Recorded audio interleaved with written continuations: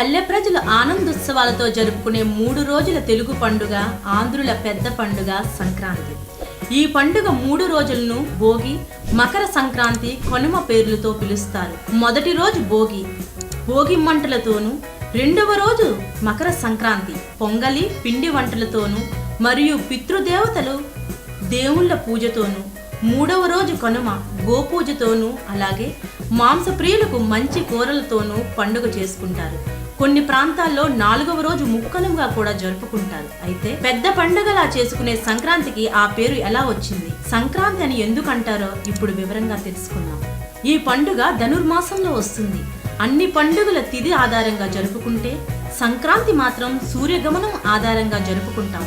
సంక్రాంతి నాడు సూర్యుడు దక్షిణాయనం పూర్తి చేసుకుని ఉత్తరాయణంలోకి ప్రవేశించేటప్పుడు ఈ పండుగను జరుపుకుంటారు. అనగా సూర్యుడు మకర రాశిలోకి ప్రవేశించే కాలాన్ని మకర సంక్రమణం అంటారు. దీన్నే సంక్రాంతి అని పిలుస్తారు. అంటే మనకు 12 రాశులు ఉన్నాయి. ఈ 12 రాశుల్లో సంచరించే సూర్యుడు ముందున్న రాశి నుండి తరువాతి రాశిలోకి ప్రవేశిస్తాడు. సూర్యుని చలనంలో 4 ఘట్టాలుంటాయి. అవి మేష, తుల, కటక, మకర సంక్రమణాలు. వీటిలో మకర సంక్రమణాన్ని సంక్రాంతి పండుగగా వ్యవహరిస్తారు. సూర్యుడు చుట్టూ భూమి పరిభ్రమించే మార్పు క్రమంలో తన చుట్టూ తాను కూడా తిరుగుతుంది. అందువలన సూర్యుడు 6 నెలలు ఉత్తరం వైపు, 6 నెలలు దక్షిణం వైపు కనిపిస్తాడు. ఇది రైతులు ఎంతో కష్టపడి పండించే పంటలు చేతికి వచ్చే సమయం కాబట్టి తమను భోగభాగ్యాలతో ఎప్పటికీ ఇలాగే ఉంచమని కోరుకుంటూ ధాన్యం, పాలు కలిపి వండిన నైవేద్యంతో రైతులంతా ఇంద్రుణ్ణి, విష్ణువుని పూజిస్తారు.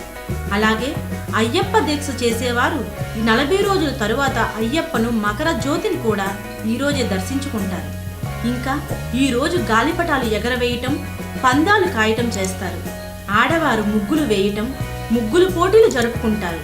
ఈ సంక్రాంతి పర్వదినాన ఆడపడుచుల ఆటలు, హరిదాసుల పాటలు, గంగిరెద్దుల విన్యాసాలు పండగ శోభ తీసుకొస్తాయి. ఈ పండుగ రోజు ధాన్యం, వస్త్రాలు, నువ్వులు, దుంపలు, చెరుకు దానం చేస్తారు.